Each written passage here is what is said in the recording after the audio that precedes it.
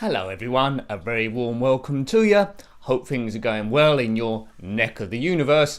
Now, if you keep up with retro gaming, you might have been aware of the announcement in July, or midway through July, that Atari announced they're going to release their first brand new gaming console in 20 years.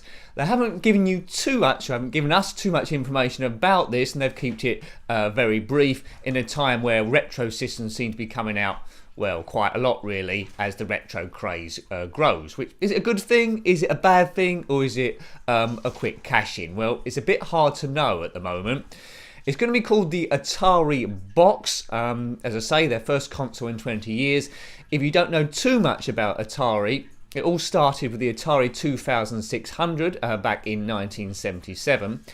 I didn't own one of those. It was a big wooden box. My introduction to retro gaming was a ZX Spectrum 48K. But if I'd been about 3 or 4 years older, no doubt the Atari 2006 would have been my first ever console. But, you know, I'm happy with the Spectrum. It had a programming capability, which the Ataris didn't tend to have. After that come out the Atari 5200, then the 7800, and then the last one they had was the Atari Jaguar in 1993. And at that point there was huge competition from new consoles such as the Sega Saturn and the PlayStation, which you might have heard of. Suffered terribly in competition against those, and I believe it was discontinued after about a 250,000 production run units. So, you know, it was a bit end of the road there. This new console they've proposed, they've released a few pictures, which I'll put a couple of them up. It's going to come in a choice of 2 colours, either black or red, or the wooden version. Now, the other consoles that have come out before to cash in on the retro gaming scene, you might be aware of the NES Mini. It's basically a smaller version of that machine. And there's the SNES Mini that's going to come out later on in the year, I think September.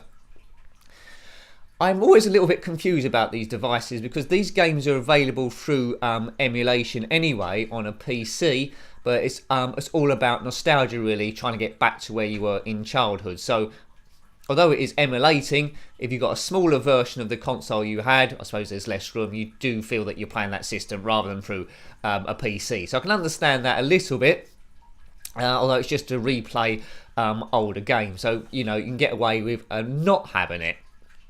Is this just a retro cash-in by Atari? Now, the system itself, let's have a few specs they have released. There's going to be 4 USB ports. I don't know what they're going to be for. An HDMI connector, obviously for a higher definition, and an SD card reader.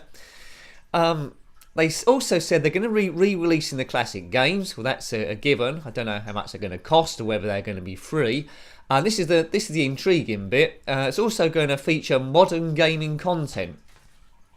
What's going to be the power of this machine? It says modern gaming content. Is it now saying it's going to rival PlayStation 4 and Xbox One and new stuff? Or is it just going to be new versions of retro games? They're going to be releasing more information in the coming months, so it'd be interesting to keep an eye on that. Don't know what the cost of this console is going to be. So, yeah. Now, where I think re-releases of retro gaming works very well is when, like Atari is saying, that they're going to release older stuff but also new things as well.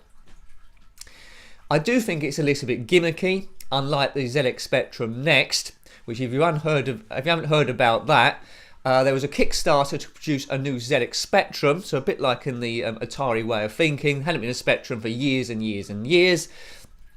They reached their Kickstarter quite easily, and that's now under production. There's quite vibrant forums on Facebook and other sites too about this. Now, how the Spectrum Next is going to be a big success, I think, is it's one for hobbyists. They're not really trying to make huge amounts of money out of it, and all coders from back and beyond are getting back into this, and they are already producing new games. So you've got individuals with motivation, excitement about the project, not with money on their mind, are going to produce new games, and it's going to pick up, and it's going to be really exciting times. I'm not 100% sure this is going to happen with the Atari. I think it's going to have a few years and maybe die down. You might feel different, but the Spectronic Next, that's going to go on for decades, I think, as people produce new games and get new capabilities out of that machine. So what do you think about the Atari Box? A bit hard to pretty say without too many more specs, but what are your views on the Atari Box? Is it going to be a big success, or will it just sell a few thousand, a few 100,000 and then disappear again? Quick cash in, or is it a serious contender? So yeah, I thought I'd share that with you. You might have heard about the Atari Box already, but interesting times as retro is big. So let me know what you think about that.